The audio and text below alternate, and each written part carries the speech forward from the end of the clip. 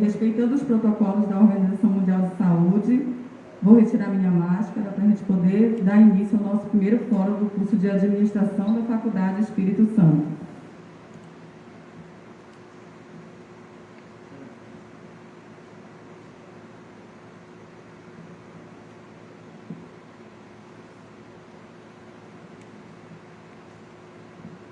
Novamente, boa tarde a todos e todas. Com grande alegria que hoje estamos fazendo o primeiro fórum do curso de Administração da Faculdade FAES, que é a Faculdade Espírito Santo, autorizada pelo MEC através da portaria 668 de 18 de julho de 2016, aqui na cidade de Eunápolis.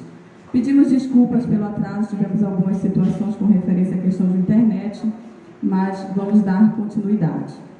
Esse fórum foi pensado, planejado, com referência também ao mês do administrador. Então, nós tivemos um planejamento que envolveu tanto discentes, representantes do curso, quanto docentes e quanto coordenação também.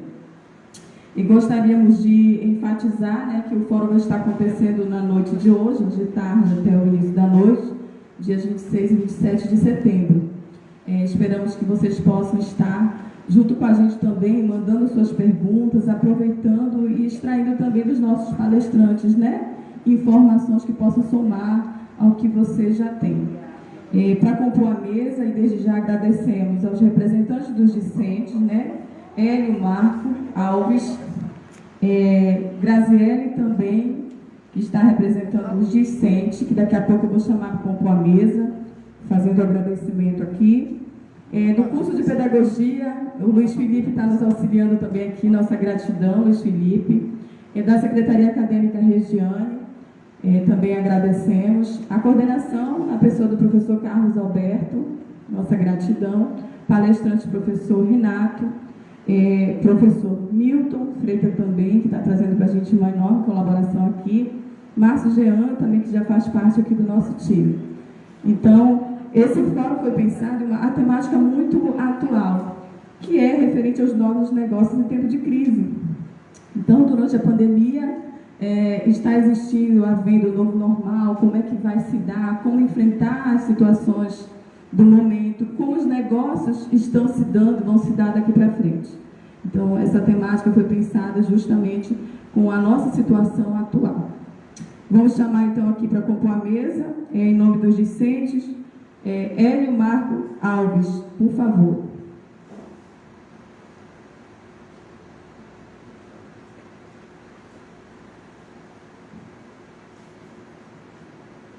Ainda representando os discentes, Graziele Santos.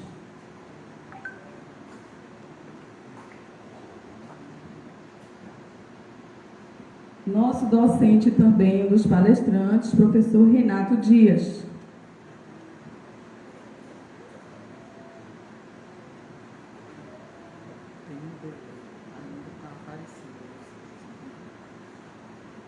Nosso palestrante também, grande colaborador, contador, economista, especialista na área de macroeconomia e mercado internacional, Milton Freitas.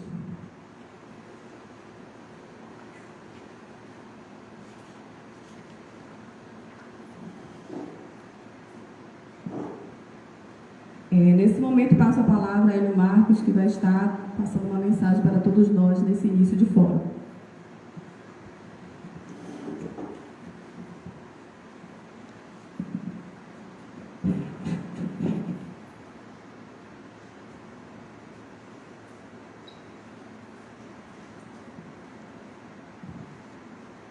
Boa tarde a todos que estão nos assistindo agora. Quero agradecer aqui a FAES, por dar essa oportunidade para a gente, tanto nós como alunos, como todos da área da administração que possam estar agora assistindo e participando desse primeiro fórum de administração da FAES. Agradecer a Daniela, nossa diretora, ao professor Carlos, que é o coordenador do curso de administração, e também ao nosso palestrante, está aqui o professor Milton, o professor Renato. Eu tenho uma mensagem nesse momento para poder passar a todos da área da administração, que esse mês de setembro foi comemorado o mês do administrador de empresas. Como disse Chiavinato, o mundo em que vivemos é uma sociedade institucionalizada e composta por organizações. Todas as organizações são constituídas por pessoas e por recursos não humanos. James Stone conceitua a administração como o processo de planejar, organizar, liderar e controlar o trabalho dos membros da organização e utilizar todos os recursos organizacionais disponíveis para alcançar objetivos organizacionais definidos. Em um momento tão desafiador, cheio de surpresas, mudanças e incertezas, como a que atravessamos no dia de hoje, a administração tornou-se uma das mais importantes áreas da atividade humana. A gestão de pessoas, a gestão financeira, econômica, a logística, o marketing, a divulgação, a propaganda, tem se mostrado tão importante para a sociedade em geral como nunca antes teve mostrado. A profissão do administrador é muito mais complexa do que realmente vemos ou sabemos. Um engenheiro precisa tão somente de habilidades técnicas para desenvolver o seu trabalho. Um médico, habilidades técnicas e humanas. Contudo, um profissional da área de administração, para Robert Kartz, existem muitas outras habilidades essenciais para um administrador bem-sucedido. Ele destaca 3 habilidades, sendo elas habilidades técnicas, que é o saber fazer, habilidades humanas, que é a gestão de pessoas, saber gerir pessoas, e habilidades conceituais, que é pensar de forma disruptiva, inovadora, prever antes de acontecer, e estar preparado para novos desafios. Esse é o papel do administrador, aprimorando os meios para atingir os melhores fins, com o objetivo de alcançar resultados de forma eficiente, eficaz e ainda gerar lucro para as organizações. Ser um administrador de formação é tão ou mais importante que muitas outras profissões, não desmerecendo nenhuma, claro. Mas imagine, por exemplo, se uma pessoa passa mal e precisa ir a um pronto-socorro. O primeiro atendimento será na recepção do hospital, onde a atendente da recepção colherá os dados pessoais e financeiros do paciente. Depois, será encaminhado para a enfermaria, que fará a triagem e verificará o grau de gravidade do mesmo. Em seguida, será atendido por um médico de plantão, que possivelmente irá medicá-lo. Em todo esse processo, tem a mão do administrador, desde a seleção da recepcionista, o setor financeiro, o setor de triagem, o atendimento médico e o uso dos insumos e materiais. Todas as atividades relacionadas à produção de bens e serviços são planejadas, coordenadas, dirigidas, executadas e controladas pelas organizações, papel primordial do administrador de empresas, sem o qual nada disso seria possível acontecer com eficiência e eficácia. Volto a dizer, em tudo que vemos em uma organização, tem a mão do administrador. E hoje, o primeiro Fórum de Administração da FAES 2020 é mais uma forma de homenagearmos esse profissional que inspira confiança, toma decisões e impacta na vida dos seus liderados. Essa peça fundamental que, de forma tão aguerrida, não deixa a engrenagem da vida das organizações pararem, mesmo em época de crise. Quero aqui parabenizar também os estudantes da administração da FAES que se fazem presentes hoje e aos muitos que sonham um dia serem futuros administradores de formação, pois é através das escolhas e dos passos que damos em direção acadêmica para se ter uma carreira promissora e de sucesso que adquirimos o conhecimento basilar que precisamos, colocando em prática toda essa experiência adquirida e de poder receber com honraria o título de graduados em administração de empresas. Agradeço a todos e desejo um bom fórum.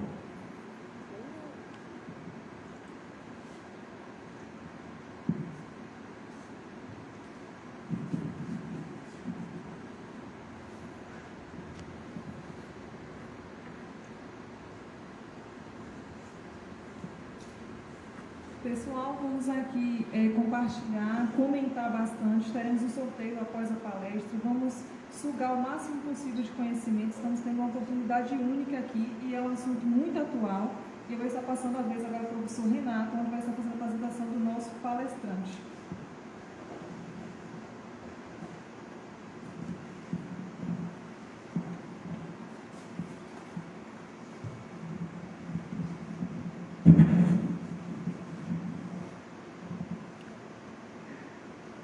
Boa tarde, pessoal.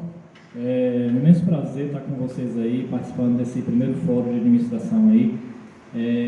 Dizer a todos que vocês possam absorver o máximo que vocês puderem, vocês possam extrair do professor Milton tudo que ele puder trazer para vocês aí, que esse é um momento ímpar, tá? Nós estamos passando aí por esse momento muito difícil, esse momento de pandemia, onde as perguntas sempre vêm à mente de todos. Inclusive, eu estava alguns minutos atrás conversando com o Milton e estava fazendo aquela pergunta que não quer calar: como vai ser o próximo ano? Qual a expectativa para o próximo ano? O que tem acontecido em alguns países onde o PIB tem crescido timidamente, onde de repente você percebe que o PIB da China ele acabou crescendo muito melhor que os demais países. O que contribuiu para aquilo dali, né? São perguntas que às vezes não quer calar. É um futuro meio inesperado. Eu conversava um pouco com o Milton sobre isso aí. O que vai ser para o próximo ano?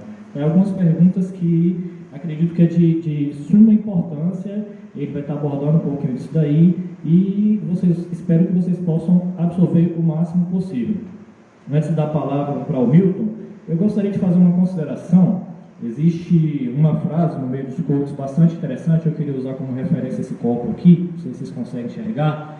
E na fala dos quotes, eles costumam dizer o seguinte, que o pessimista, ele diz que está meio vazio, e o otimista, ele diz que está meio cheio. E com base nessa fala, eu queria dizer para você que está nos assistindo hoje, e para a expectativa para o próximo ano, a minha fala é o seguinte: você pode agradecer pelo que você tem, ou você pode reclamar pelo que você não tem. A escolha é sua, tá bom? Sejam todos muito bem-vindos ao Fórum de Administração. Passo a palavra agora ao professor Milton, ele é contador, economista, um cara assim, especialista em economia, macroeconomia na realidade, dá consultorias nessa área e tenho certeza que vai ser de grande valia para todos. Um abraço, vamos lá, professor Milton, a palavra é sua.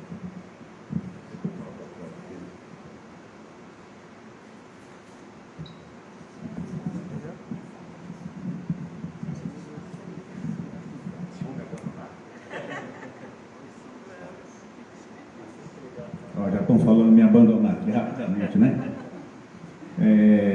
Pessoal, primeiro eu quero agradecer a todos e dizer que eu estou aqui matando a saudade, né?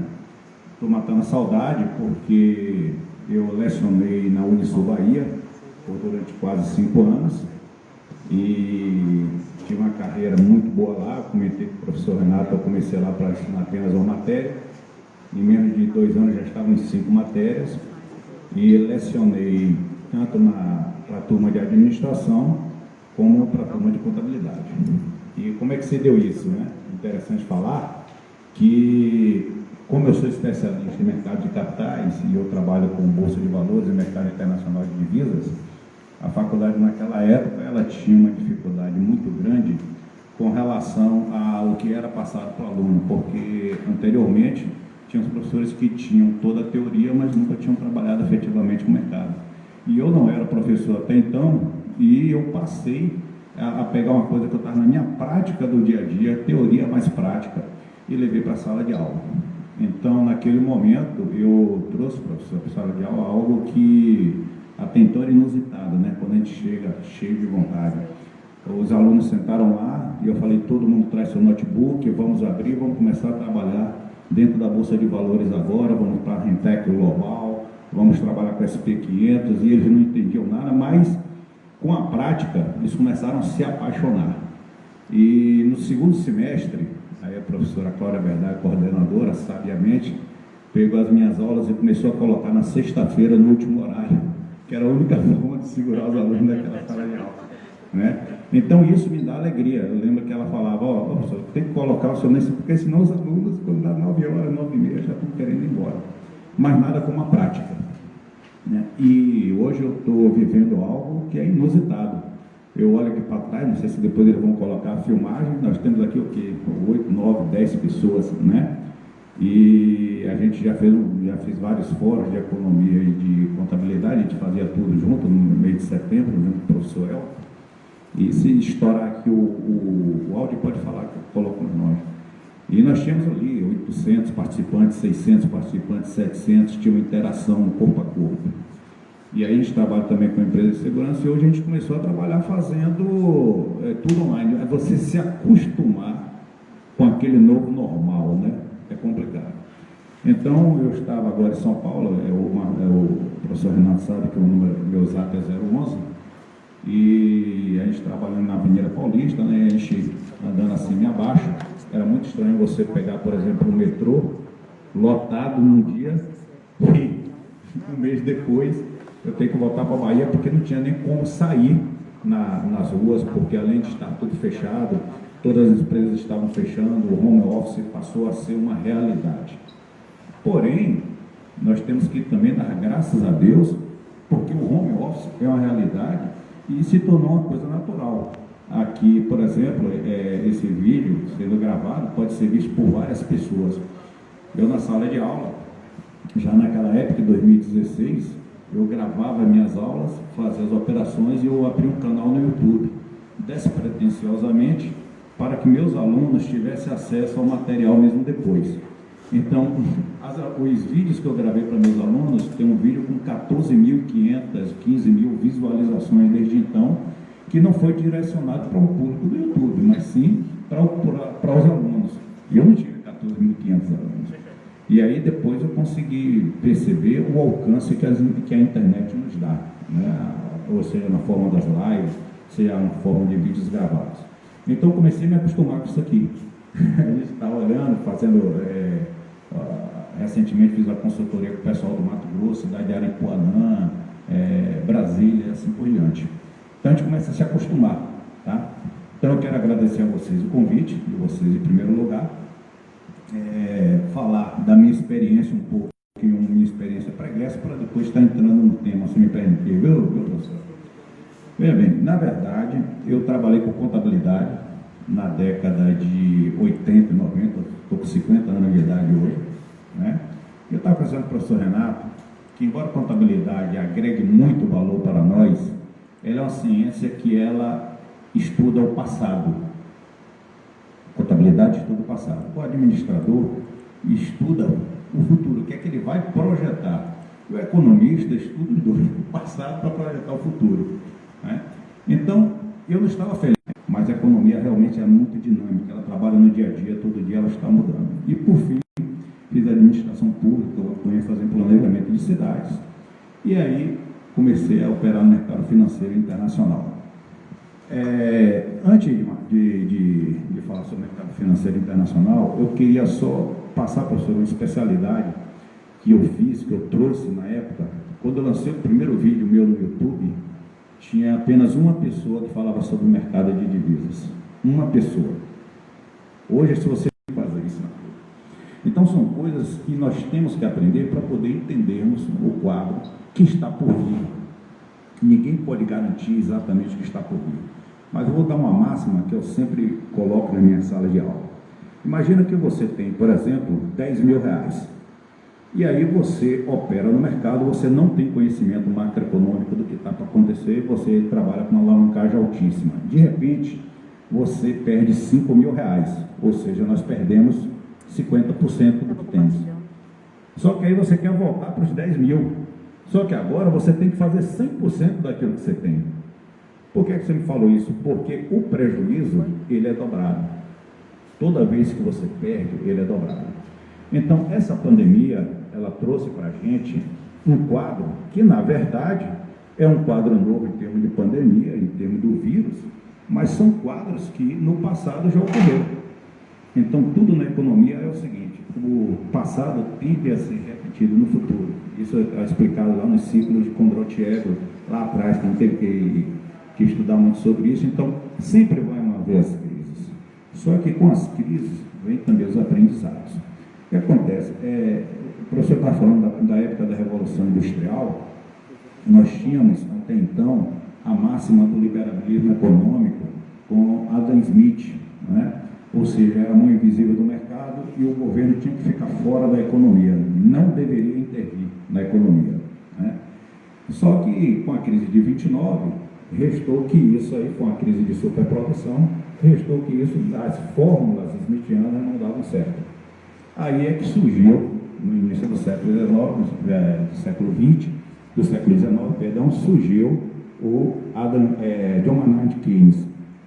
Keynes eu não gosto muito de fazer essa comparação, as pessoas falam, não fala em religião, mas ele está para a economia como Jesus Cristo estaria para o cristianismo. Então ele foi um economista que ele trouxe uma visão completamente diferente do que todos os seus predecessores. Keynes falou exatamente o contrário do que todo mundo falava. Todos falavam, o governo tem que estar fora. Fala, não, o governo tem que estar dentro. O governo tem que promover políticas monetárias, o governo tem que promover política fiscal, o governo tem que promover política de regulação de mercado. E o governo tem que também fazer distribuição de renda, o governo tem que empregar.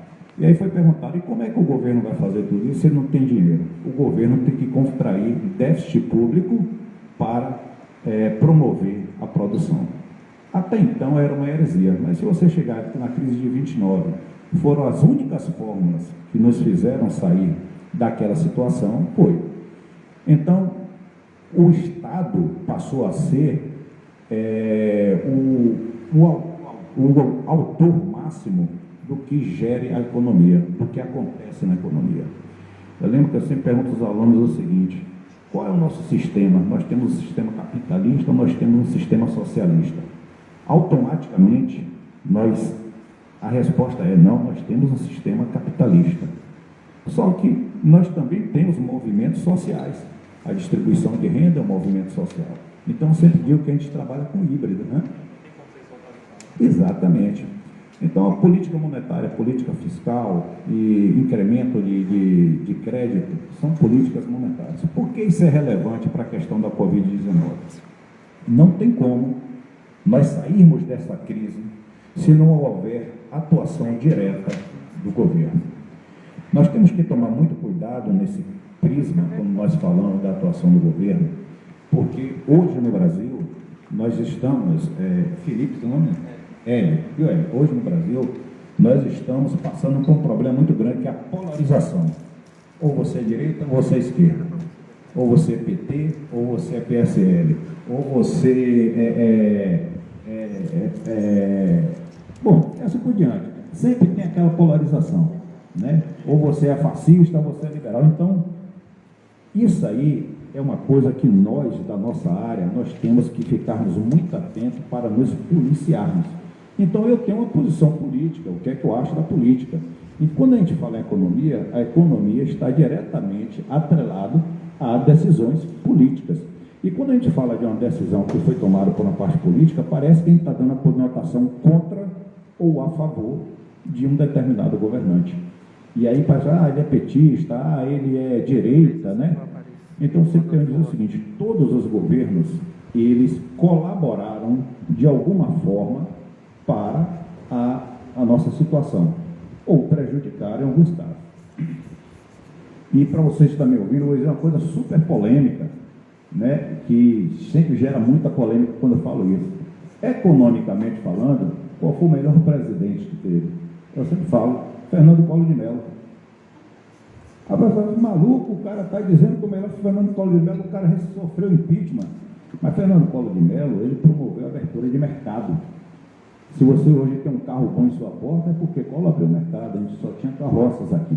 Então, toda pessoa que trabalha com liberalidade econômica, toda pessoa que trabalha com desenvolvimento econômico, ele reza dia e noite por desenvolvimento de mercado. E Collor nos garantiu isso, tá? Então, o que acontece? Entrando na crise da Covid-19, nós vamos fazer um breve intervalo e lembrarmos a nossa última crise. A nossa última crise foi a crise de 2008. A crise de 2008 foi uma crise que teve origem nos Estados Unidos e foi uma crise gerada por excesso de crédito. Essa crise atingiu todo mundo globalmente. E nós conseguimos sair da crise. Aí a pessoa fala, nós realmente conseguimos sair daquela crise? Vamos fazer agora um parâmetro se nós sairmos da crise de 2008 ou não. Em 2008, o presidente era Lula, ele saiu em 2010, teve a crise de 2008. A nossa dívida pública era 51% do nosso produto interno bruto. Para gerar uma economia expansionista, como foi feita, a política expansionista monetária, A nossa dívida pública, ela foi de 51% para 75% do produto interno bruto. Isso até 2019. Com o advento agora dessa crise, nós vamos atingir 100% do nosso produto interno bruto. Ou seja, 100% de tudo, quanto é que nós vamos produzir? Nós produzimos 7 trilhões de reais de produto interno bruto no ano. Quanto é a nossa dívida? Vamos atingir 98% desse valor, algo em torno de 6 trilhões e 800 bilhões de dívida pública. Por que é que nós vamos atingir isso? Porque o governo vai e já está intervindo diretamente na economia para suprir as necessidades do quadro. Vamos agora falar a questão da pandemia do Covid, o que é que o governo está fazendo, o que é que o governo deveria fazer e se está errado ou não, independentemente de sua posição, ok? Quanto é que vai custar a pandemia para o nosso país? Você tem ideia, professor? Tem ideia, professor?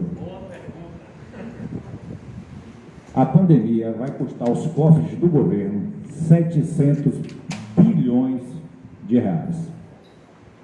700 bilhões de reais. Como a segunda advento. Agora vamos lá, 700 bilhões. Vai tirar esse dinheiro de onde? Sendo que o produto interno bruto está caindo 4,5%. Ou seja, os impostos, a arrecadação vai cair em 4,5%. Também no mesmo patamar. De onde é que a gente vai tirar esse dinheiro? O governo não tem como tirar esse dinheiro, né? De onde? Foi aí que foi aprovado a PEC de guerra chamada, né? A PEC para poder liberando 510 bilhões de reais para bancar os gastos com a Covid. Ok. Foi liberado. De onde é que vem esse dinheiro? Esse dinheiro vem de uma coisa chamada colchão de liquidez.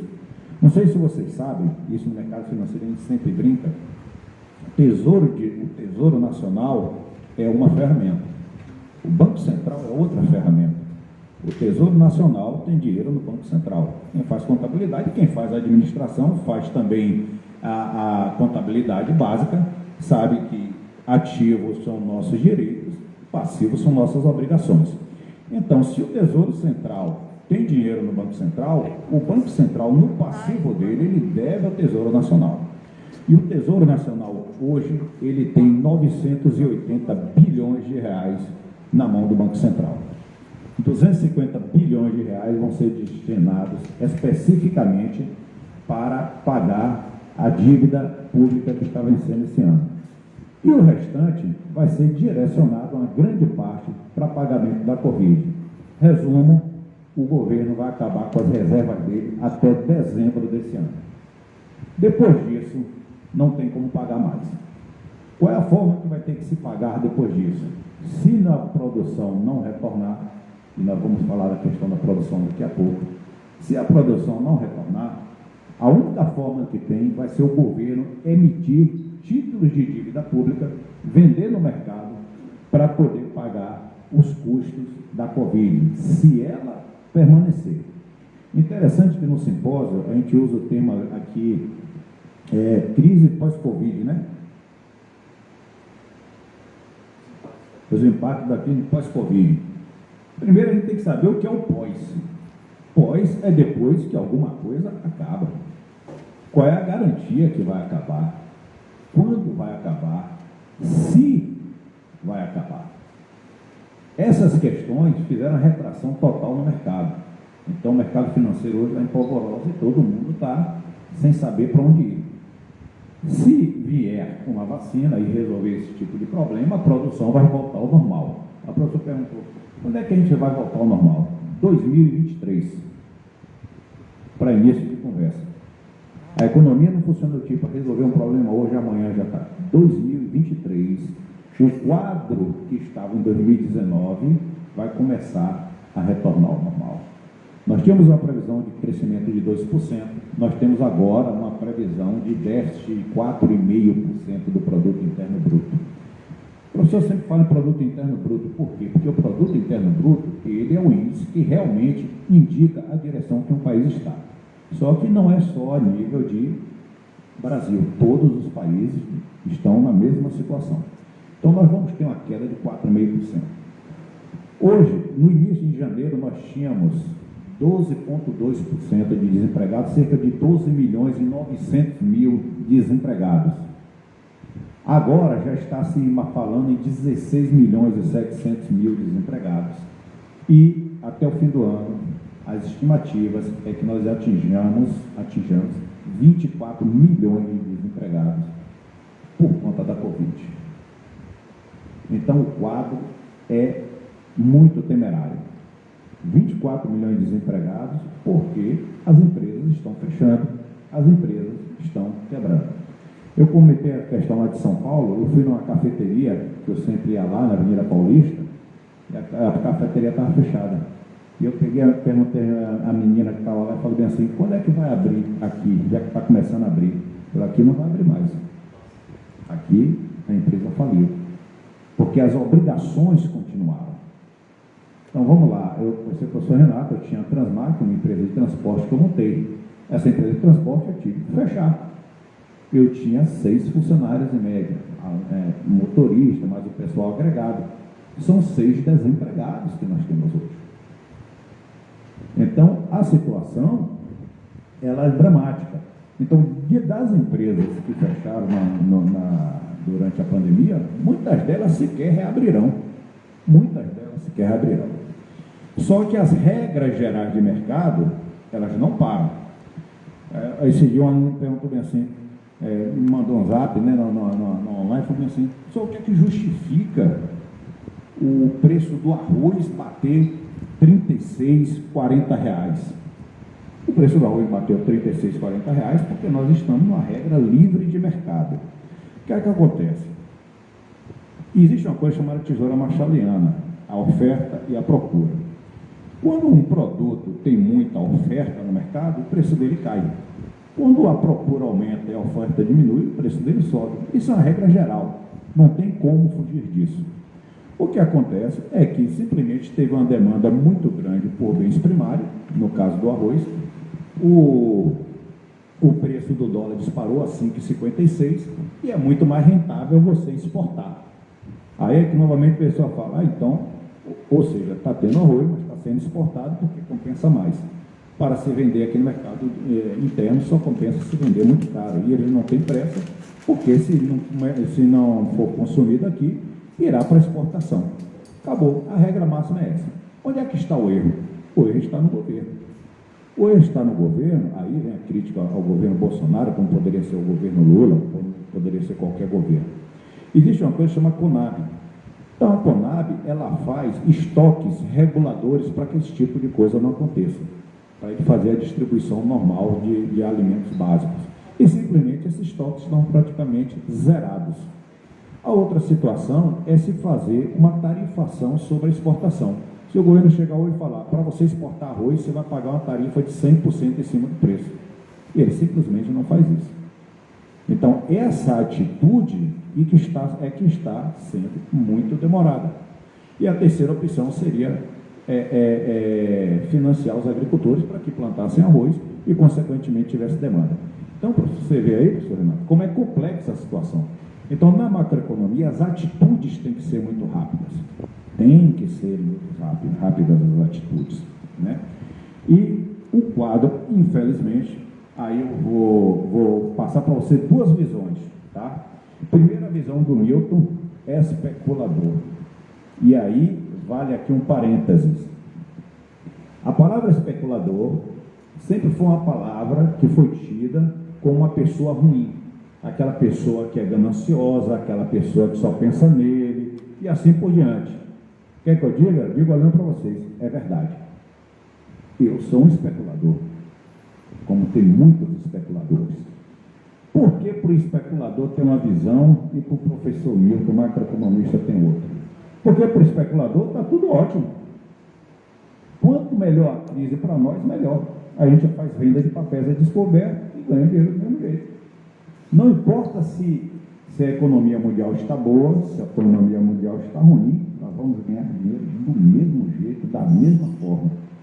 Você entra vendendo, se os preços vão cair, e você entra comprando, se os preços vão aumentar. Diferentemente do mercado financeiro nacional. Se as ações caem, você só vai ganhar dinheiro quando você compra ela na baixa, tá? Então, essa é a visão do especulador. Então, o especulador está um pouco se lixando se existe crise, se não existe crise. Aí tem vários filmes falando da crise de 2008, pessoas que se locupletaram daquela situação e ganharam muito dinheiro. E aí vem agora a visão do Milton, macroeconomista. A minha visão como macroeconomista, infelizmente, é uma visão pessimista. Eu não estou aqui para dizer que vai ficar tudo bem, que vai ficar tudo maravilhoso. Vai sim, mas vai demorar. E mesmo quando as nossas vidas voltarem ao normal, a saúde da nossa nação vai estar em frangalhos. Mesmo quando isso acontecer. Infelizmente, por conta de tudo aquilo que eu expliquei aqui. O que é que eu expliquei? Para se manter esse nível de produção, para se pagar os custos da Covid, o governo não tem dinheiro. Fatalmente, ele vai ter que fazer dívida.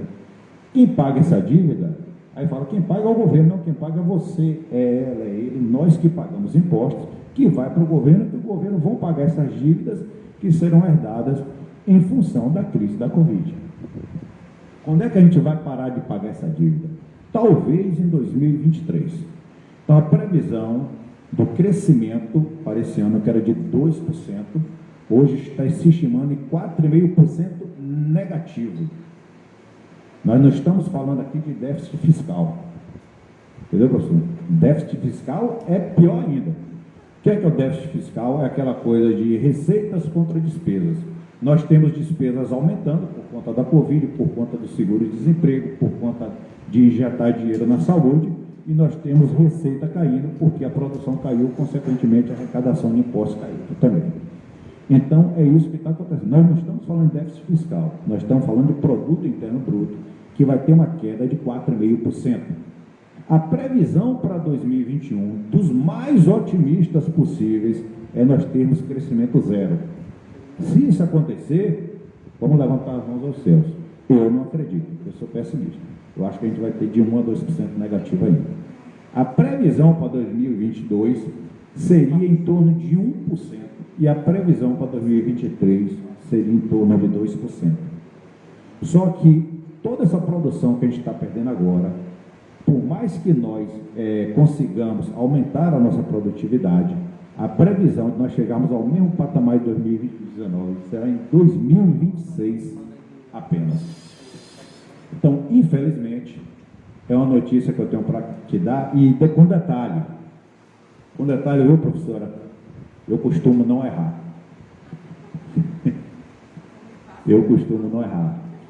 Em 2014, Dilma era candidata à reeleição, e o problema das pedaladas fiscais, que geraram depois a queda dela, em 2014 eu estava na sala de aula falando com o aluno, que não sobre o impeachment dela, mas falando com relação às pedaladas fiscais, que eram necessárias, mas não eram liberadas pelo Congresso na época, e falando que nós íamos ter um aumento de dívida pública muito grande, que na época era 51%, disparou para 75%. Esse ano eu falei que chegaremos a 100%, e eu errei, chegaremos a 98%. Mas cheguei perto. Exatamente. Então eu costumo não errar nessas previsões. E não errar nessas previsões, a gente, para mim, como especulador, não é ruim, porque se você não erra na previsão, você vai jogar contra o mercado, em vez de você comprar o índice. Amanhã o professor Robson, que vai estar aqui, pois é, ele vai falar para vocês, com certeza, que nós tivemos uma bolsa que atingiu 120 mil pontos, o índice Ibovespa, que é composto pelas 100 ações mais líquidas do mercado, 120 mil pontos, nós caímos a 60 mil pontos. Quando chegamos a 60 mil pontos, e as ações da Gol, se eu não me engano, ela caiu de 40 para R$8 uma ação. Naquele momento, nós entramos comprando no mercado financeiro. Eu comecei, e quem me seguia, né, nosso grupo, começamos a ganhar dinheiro em cima da miséria alheia. É por isso que eu digo que o especulador não está nem aí. Quanto mais miséria você conseguir prever, melhor. Mas do ponto de vista macroeconômico, não, isso é ruim. Isso é péssimo para todos nós. Mas, infelizmente, é isso. O que é fazer para mudar esse quadro? Imagina vocês, ó, eu falo muito, viu, gente? Vocês vão às 6h24, estou dentro do horário. Imagina vocês que nós estamos aqui em Eunápolis, dentro da FAES, aí tem um economista, né, que está falando que teria uma solução para o Brasil. Aí, se esse cara tivesse solução para o Brasil, ele estaria em Brasília. Não é verdade. Nós tínhamos ministros da Fazenda que eram médicos. Você fez seu discurso, eu estava observando o que você falou, o que é que o administrador faz. No Brasil, nós não temos uma coisa chamada reserva de mercado para o administrador. Isso é errado. Ou seja, se um engenheiro vai administrar uma empresa, mas não vai administrar com a perfeição que você, administrador, administra, mas vai tentar construir um prédio, não vão deixar. Entenderam? E aí eu lhe pergunto, não é porque ele é preparado que ele está lá. Ele está lá, muitas vezes, apenas por uma designação política. Porque quando tiver a reserva de mercado, vai ser assim, ó, para você ser gerente de um mercado, você tem que ser formado em administração. Ah, mas eu sou formado em veterinária, então você não pode ser gerente de mercado. Você não sabe as ferramentas necessárias para gerir uma empresa. Para você ser o gerente de uma indústria, para você trabalhar no escalão da indústria, você tem que ser um administrador. Então, esse tipo de coisa ainda não acontece, como também não acontece no setor de economia. Você vê bancários, por exemplo, pessoas que trabalham no banco, que são formadas em engenharia, que são formados em mecânica, que são formados em outras situações, mas não tiveram o estudo necessário para aquilo. Essa situação, graças a Deus, está começando a mudar. Só que está mudando por parte do governo. Hoje, quando tem concursos, por exemplo, muitos concursos falam, essa vaga aqui é só para administrador. Você tem que ser administrador e assim por diante. Essa vaga aqui é para economista. Mas na área privada, que é a grande massa de emprego, isso ainda não acontece.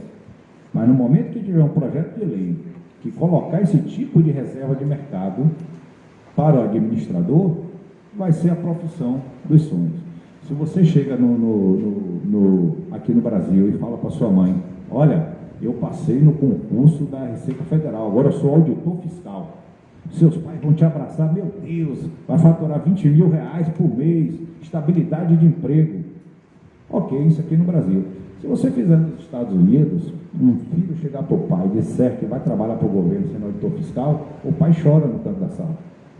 Ele fala, eu criei você para ser um empreendedor. Por consequência, você tem que ser um administrador. Então, essa é a situação que a gente vive e que, em breve, isso vai estar mudando. Mas, eu estou falando isso porque para os administradores, nós vamos ter um grande desafio. Um desafio imenso, viu, professor Carlos? Porque não sou eu que vou mudar, não são os economistas que vão mudar essa situação, e nem os contadores. Quem vai mudar essa situação são os administradores. Vocês que vão dar um jeito para que eu me dê bem. Mas vocês que vão dar esse jeito. Qual é o jeito? Aumentar a produção. Qual é o jeito? Maximizar o lucro de empresa, diminuir custos, maximizar a mão de obra. Essas são as soluções. Porque o governo é muito lento. Se você for esperar pelas atitudes do governo para solucionar o quadro proposto por essa pandemia, vai demorar demais. 2025, 2026, 2027, né? Mas os administradores podem dar uma solução muito rápida. E aí vem aquela dica. Quando a gente fala, por exemplo, eu vou fazer uma pergunta a você, quando a gente fala, por exemplo, em ações aqui no Brasil, geralmente a pessoa fala logo, pô, vamos comprar ação da Petrobras, né? É assim, não é? Sim, já sim. Já. Pois é. Vamos com a Petrobras que vai ser tudo maravilhoso. O administrador tem que ir além. Vocês têm que pensar no futuro. O que é que vai acontecer? Eu, por exemplo, como especulador, jamais compro ação da Petrobras. Provavelmente, talvez aqui, professor, também eu faço o contrário, eu compro ação da Petrobras. Quando a Petrobras caíram, e a tendência é cair cada vez mais. Por que motivo? Porque a tecnologia, em função de fontes renováveis e fontes elétricas, está aumentando. Vamos dar um exemplo. Eu comprei uma ação da Tesla em novembro a $90. A ação da Tesla hoje está a $414. 400% de valorização em apenas 9 meses. A Petrobras, que estava em torno de 20, já chegou a quase 20, caiu a 9 e agora está em 16. Por quê? Porque cada vez mais a demanda por serviço de petróleo vai diminuindo, cada vez mais. Então, é um péssimo negócio. Então, o administrador falar, vamos incrementar uma empresa aqui na área de postos de gasolina. Aí eu falo, rapaz, você aprendeu mal. Posto de gasolina é um bom negócio hoje. Aí vamos falar de microeconomia, mas daqui a 10 anos, posto de gasolina não vai valer mais absolutamente nada. Os carros elétricos estão chegando com tudo, estão chegando muito forte. Então você pega um carro elétrico hoje, você roda com ele, vou fazer logo a paridade com relação ao que você gasta hoje de gasolina. Se você gasta R$1.000 de gasolina no mês, você hoje já gasta em torno de R$90 com a eletricidade. Não é mais aquela visão que tínhamos daqui 5 anos, daqui 10 a 15 anos. É um planejamento estratégico a longo prazo. Exatamente. Então, o que acontece? E todos os países estão seguindo esse prisma. Aí, se você vê, a Noruega, por exemplo, ela já está naquele ínter que em 2025 nenhum carro a combustão entra mais lá, só vai ser carro elétrico. Então, eu estou apenas dando um exemplo do que é que o administrador tem que fazer. Ele tem que começar a adivinhar o que é que vai acontecer no futuro. Existe um livro chamado O Segundo Kick da Bola. Esse livro do autor é Ronald Cohen. E Ronald Cohen, esse livro é um livro que às vezes eu passo, eu falo, qual é a sua profissão? Aí quando eu passo para a pessoa ler, ele geralmente reclama do livro porque ele tem uma linguagem muito técnica. Mas eu vou resumir de forma bem popular para todos os colegas que estão me vendo aí. O segundo kick da bola é porque o primeiro kick todo mundo sabe o que vai acontecer. O segundo kick ninguém sabe.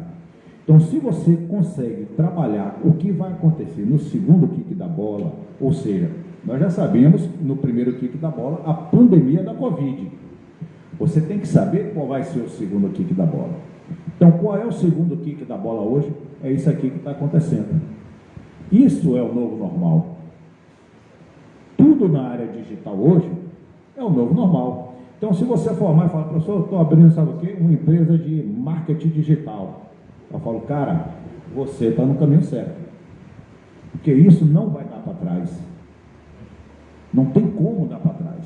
Mesmo na pós-pandemia, muitas empresas perceberam que não vale mais a pena você manter uma estrutura. Eu vou dar um exemplo da Isinvest lá em São Paulo. A Isinvest tem um prédio lá que só em um andar tem cerca de 140 funcionários. Energia, água, luz, aluguel. O que é que ela fez? Mandou todo mundo para casa. 10% das pessoas ficaram lá e todo mundo fica trabalhando no home office. Porque para você operar no mercado, você opera no computador em qualquer lugar. Eu abro o notebook aqui e começo a trabalhar. Estou dando apenas um exemplo. Então, mesmo depois da pandemia, essa prática do home office vai continuar. Os novos negócios. E todos os novos negócios que visarem a área digital vai se sair mais rapidamente do problema da pandemia. E com detalhe, não adianta reclamar. Não adianta ficar chorando. Eu estou dizendo isso que nessa questão da empresa, que a gente teve de transporte, eu vou confessar a você, eu chorei muito tempo. Mas não chorei, professor, do tipo, fiquei reclamando, não, é literalmente mesmo, viu? Da lágrima descer, de você ver 750 mil ir para o ralo, e a lágrima descer de raiva de mim mesmo. Porque eu tinha que ter enxergado o segundo kick da bola. E eu não enxerguei o segundo kick da bola. Só que é muito fácil eu chegar aqui, ou qualquer palestrante chegar aqui e falar dos sucessos que ele teve na sua carreira. Isso é, aquele cara é o bom. Difícil é você falar dos seus erros. Mas só que, para você aprender, você tem que aprender com os seus erros. O seu erro dói na carne, então você não repete o mesmo erro. Eu sempre comento o seguinte, uma aluna me perguntou, professor, estou pensando em abrir uma padaria lá no Stella Reis, o nome do bairro. Stella Reis. E o que é que o senhor acha? Eu falei, olha, você tem que fazer uma análise de mercado, uma pesquisa de mercado, tem todas as ferramentas administrativas a ela. Falei assim, procure quem já teve padaria lá. Ah, teve um cara lá que tinha uma padaria e fechou. Procure saber por que é que ele fechou. Aí ela perguntou assim, como é que eu vou procurar uma pessoa que faliu para me dar conselho? Olha só a cabeça dela, né? E aí eu falei assim, aprenda com quem errou, não aprenda com quem acertou. Porque quem errou, esse sentiu na carne, você não vai repetir o mesmo erro dela.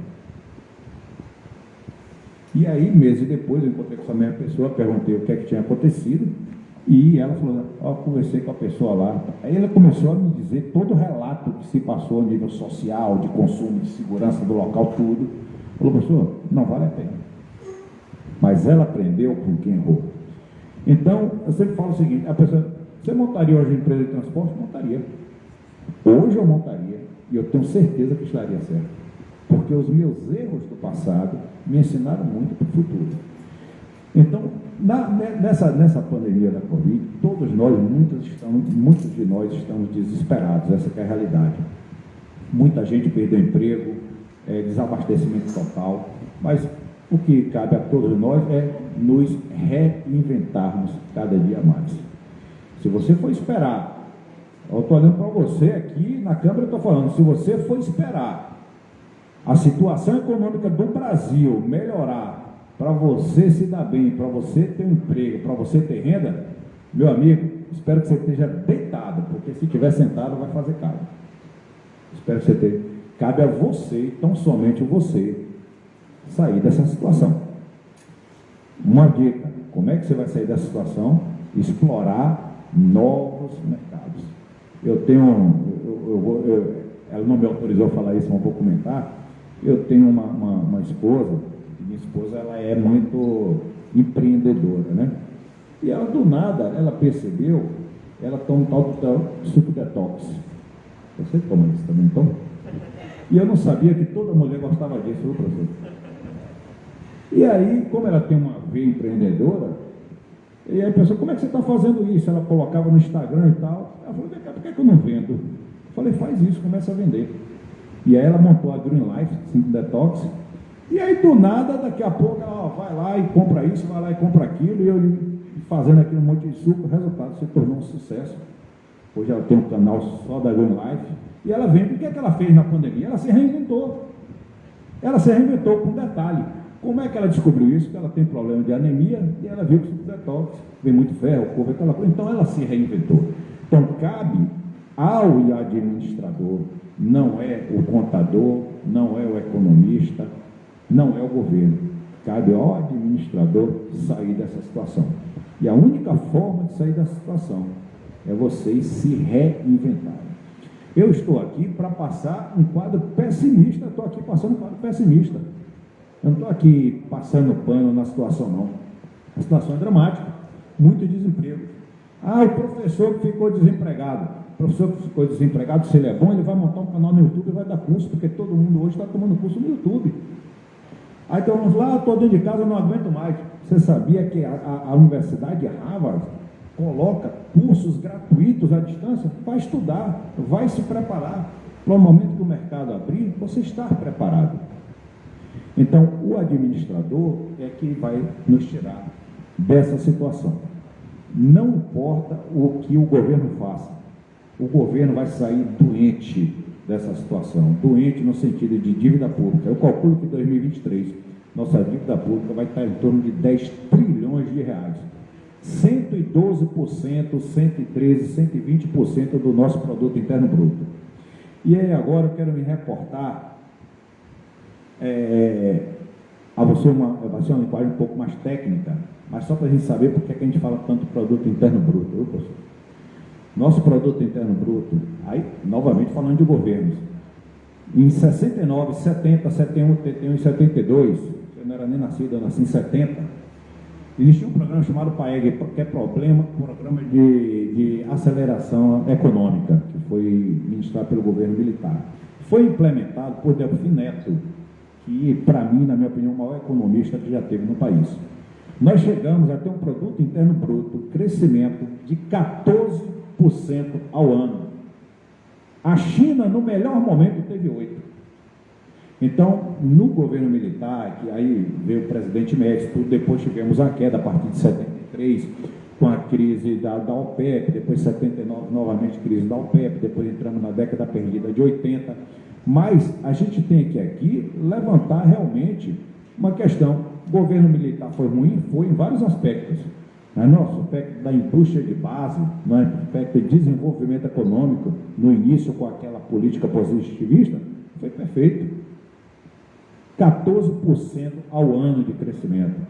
Depois de 1972, nunca mais tivemos um crescimento desse. Aí começamos a crescer 2, 3, 4, muita coisa. Nem a China conseguiu isso, né?